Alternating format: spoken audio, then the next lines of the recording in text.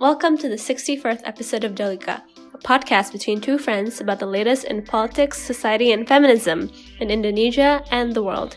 I'm Stephanie Tangkilisan. And I'm Sudian Lee. And this week, we're going to answer some frequently asked questions about Dialogika. We've also realized that our listeners have not listened to the two of us talking for a while now, so we figured this is probably a good time to address these questions and also talk to each other again.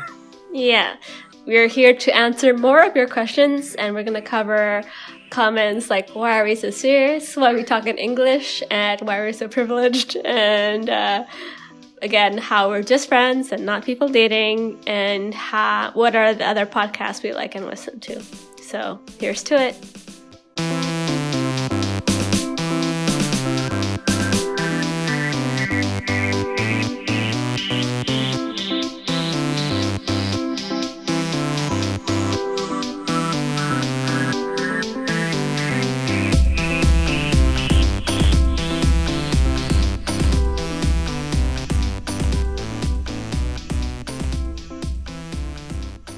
One of the questions that a lot of people have asked us on various different episodes, actually, is why are we so serious? And especially on YouTube. Yeah. Yes, I'm talking to you, YouTube audiences. Mm-hmm. We see you, even though there's not that many of you. I mean, I think both of us, we've been criticized for being really serious people.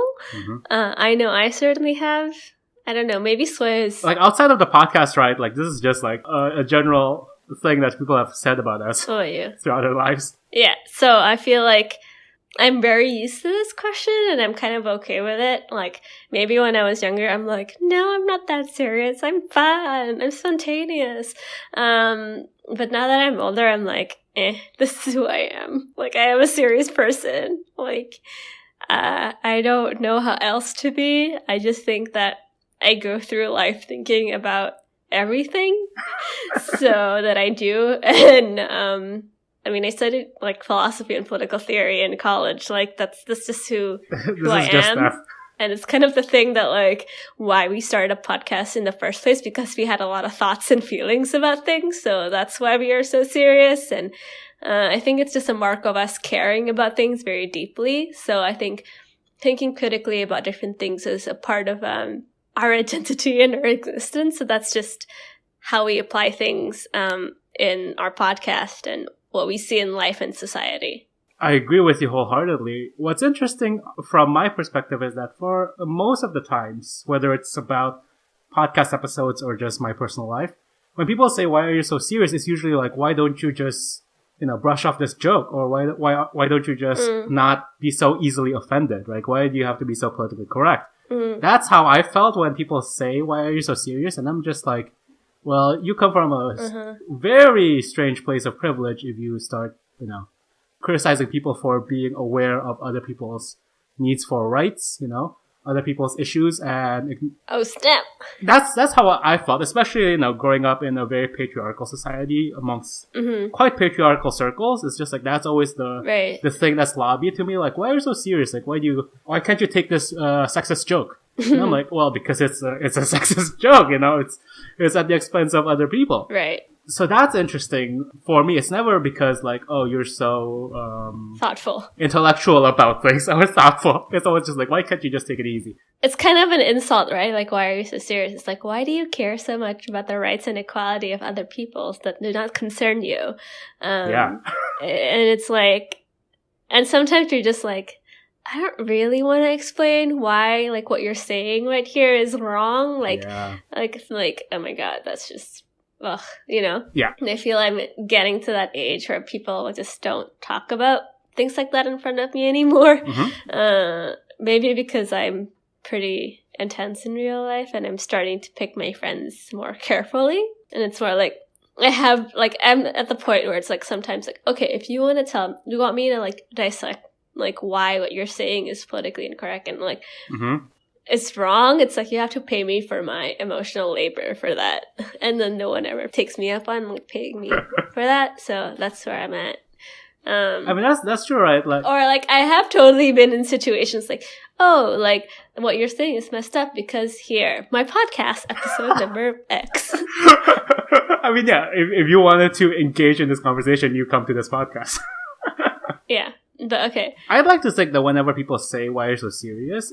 In my head, the way I rationalize things a little bit is that for them, the seed of the severity of the issue or like, the severity of the issue has started to be planted in their heads. That's why they're like, oh, why are you so serious? Because I'm starting to think about this. You shouldn't be talking about this like this because you're making me feel uncomfortable and, and I feel like that's part of the process into becoming more aware about the world and quote unquote more woke. So these days I'm like, if I can turn it into a potential learning moment for that person, that would be amazing. But if not, then, whatever. Moving on. All right. So why do we talk in English? And this is, I think, a frequently asked question that is 100% on point, and I 100% agree with the cringe that we have a podcast in English. Yeah. And it's such a huge question in accessibility, right? Yeah. Because I feel like a lot of people I wish we could reach can't listen to us as well because you're speaking in English, which is a very privileged and I don't know, I remember off-putting language. Yes, and it's a weighted language, right? It has a lot of baggage for different communities. And I remember one of our earliest episodes, I was sharing it with a friend of mine who also does podcasts, also an Indonesian, born Indonesian, doing podcasts.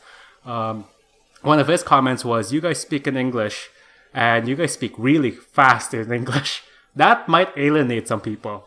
And I was like, oh, good point. But at the same time... People, please trust that we have tried doing this in Indonesian first. Yes. We definitely did try. Yes. And every time it's pulling teeth and painful. I don't know if you can notice, so whenever we interview other people, I think we can interview people in Indonesian, but to have a conversational podcast in Indonesian where we can give our full range of thoughts and emotion, it's honestly and embarrassingly harder for us to do. Completely own up to it. We can probably do we can script and do a narrative podcast in Indonesian. Because, at least for me, I'm way more comfortable writing in Indonesian, more formally. And, I would say I'm a native Indonesian speaker, but it's to do the offhand remarks between me and Sweden. Also, our friendship dynamic is such that we mostly talk in, mixed Indo-English. Yeah. It's just, let's be honest, we're, both, mostly went to international schools growing up. And most of our courseworks were in English growing up, and we come from a place where our parents and our school geared us to go to school in Western countries. So the only Indonesian classes we had was Bahasa Indonesia classes. So that's where our attentions were focused language-wise growing up. Yeah. And then we left Indonesia for college, and then we're now living and working here, so that's kind of a function of how we think most of our days. I think for us, it's never been a case of we're using English in order to sound smarter, in order to engage wider audiences and neglect Indonesian audiences. It's just the language that's truest to our relationship and to our conversation. And I don't know about you, but I've always felt like if we had done this in Indonesian, the mental block and just the awkwardness of it would have prevented any useful conversation from happening. And I think, oh god, we would have had 7 episodes. Oh man, we would not have 7 would have been generous.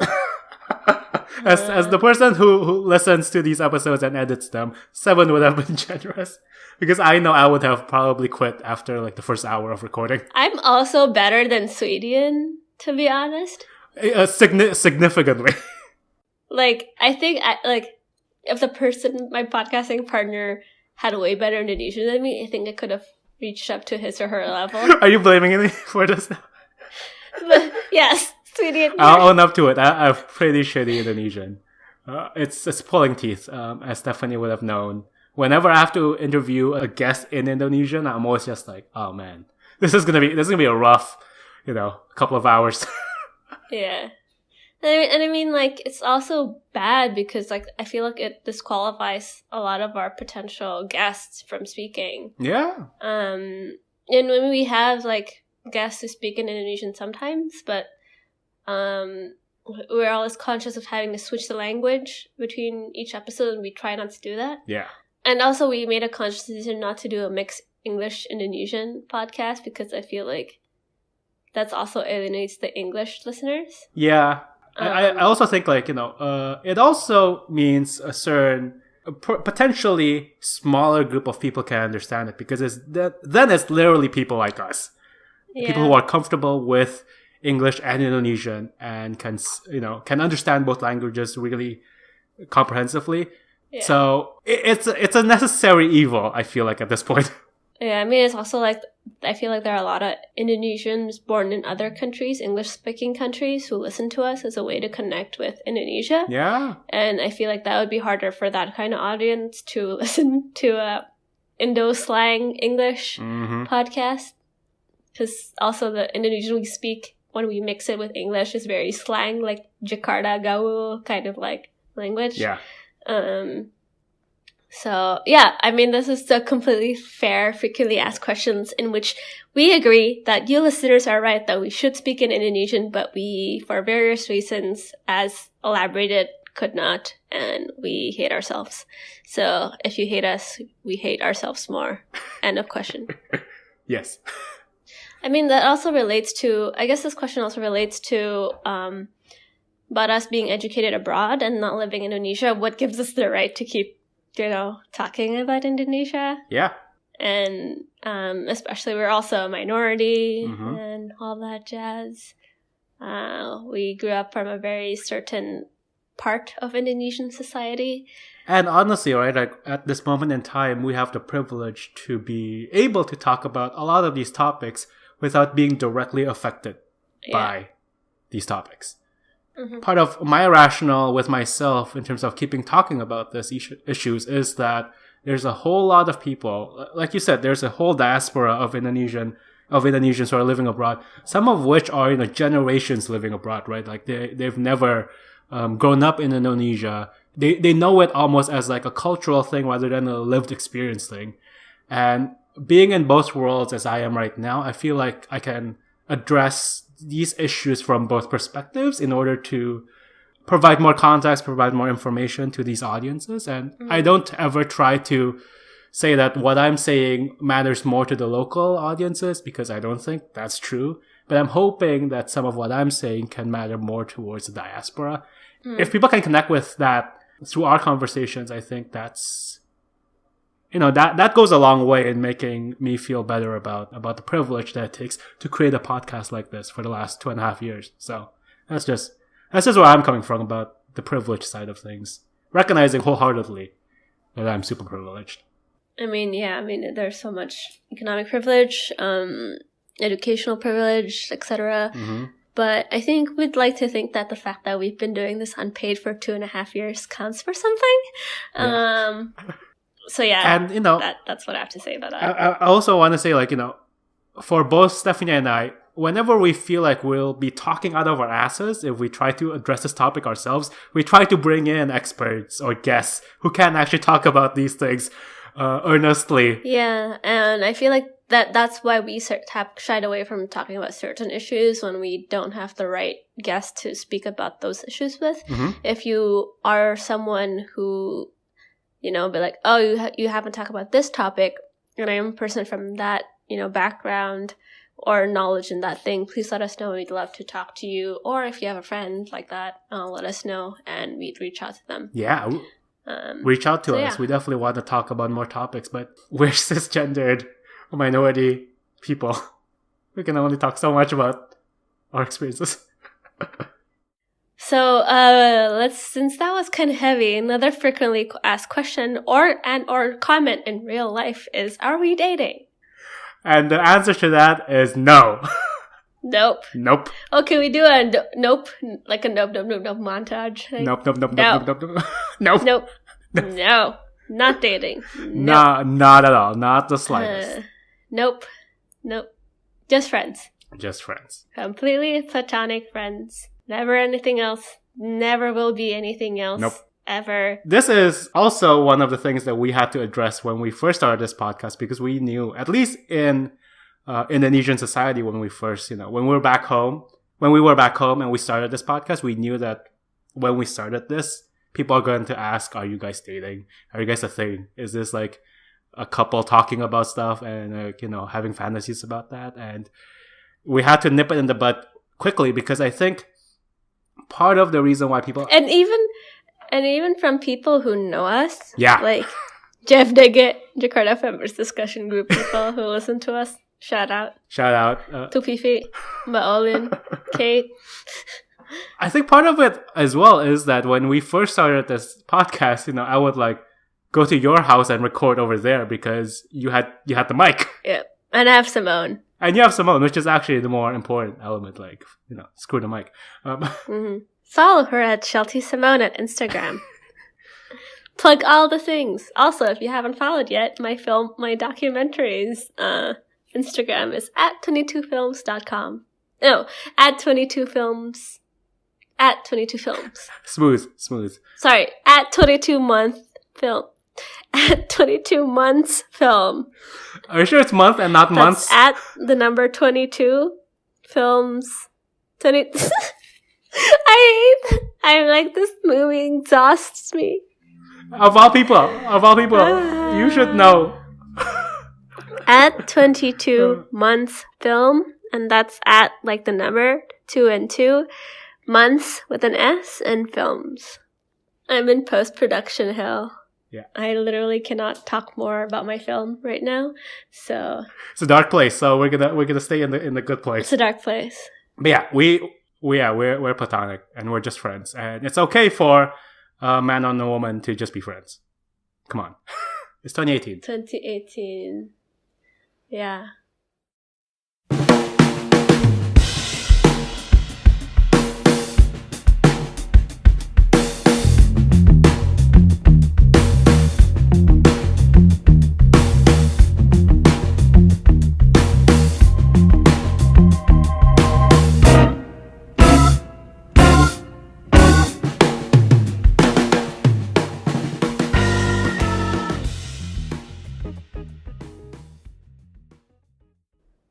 Another frequently asked question is, what are other podcasts we like to listen to?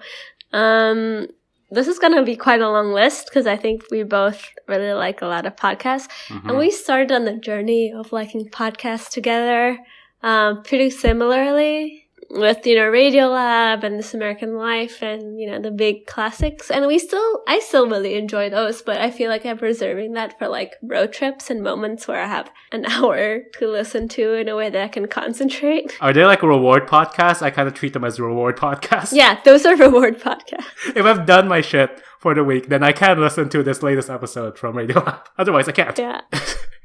Yeah. This is an interesting question or topic in general because I think if we didn't both independently love podcasts, then this podcast wouldn't exist, right? Like, why would we do it? Yeah. But yeah, so what are some of your favorite podcasts right now? So the one that I've just been binging recently is The Horror of Dolores Roach by Gimlet Media. It's a narrative fictional scripted podcast from Gimlet. It tells the story of Dolores Roach, who after 16 years of prison returns to New York City neighborhood, Washington Heights, which is a neighborhood that I almost lived in, actually. Like, I was looking at an apartment there. And I really love Washington Heights, although if I did move there, I would have been one of the gentrifiers roasted on her podcast. So, so it basically tells the story of Dolores and how she's trying to reintegrate back in society, and then things happen. And it's also like, because it's a scripted fiction podcast, like there's at least, I listened to it also. The sound quality, the sound production is really amazing. Oh, so good. Yeah. So good. So in the morning, I listen to the daily podcast by the New York Times. I have to listen to the soothing voice of Michael Barbaro as I drink my morning coffee. And that's how I wake up, like fully wake up with like knowing what's going on. It's only his soothing voice that can make you digest the shit that's happening in this world. Yeah. Gets you in the like proper journalistic, most help those in power accountable mood that I need to start my day.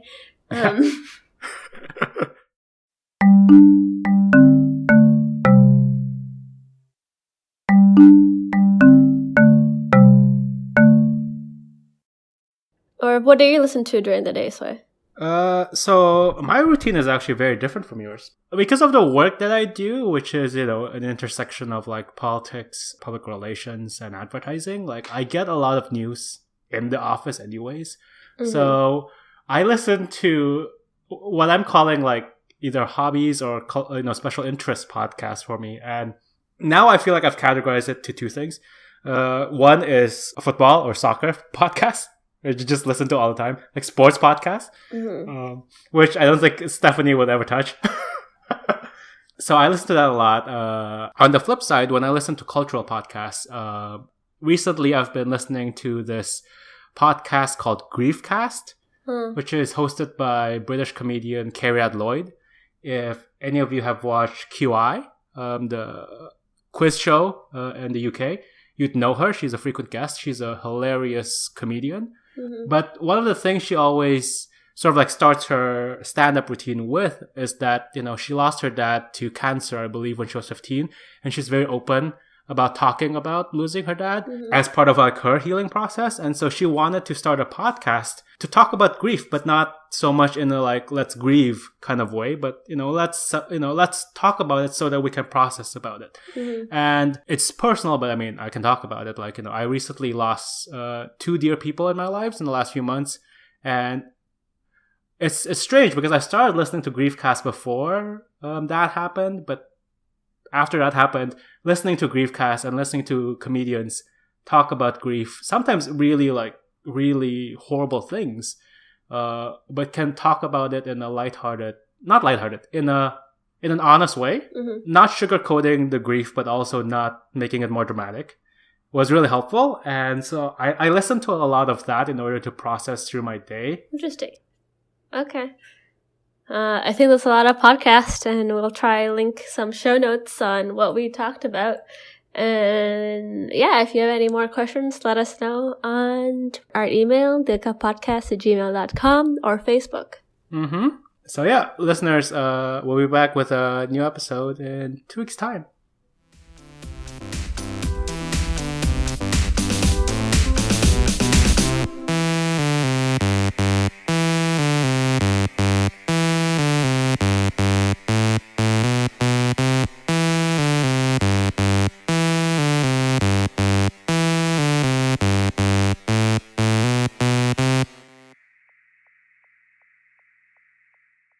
Thank you so much for listening to this episode. You can find more information and resources of whatever we talked about on our website, dialogika.id. Music credits to John Dealey, Lee Roosevelt, and of course, Broke for Free. If you like what you hear and want to support us, please review our podcast on the Apple Podcast app or whatever app you use to listen to your podcast. And please share our podcast with your friends. It's the best way to spread the word about Dialogika. If you want to get more involved, we'd love to hear from you. Our email is dialogikapodcast@gmail.com, or just shoot us a message on our Facebook page. You can also find us on Instagram, YouTube, SoundCloud, and now Twitter. Please follow us on these various platforms. Our Twitter handle is @dialogikapod. Also, follow me on Twitter. It's Steph Tank. That's STEPHTANGK. Thank you again, and see you guys next time. Bye!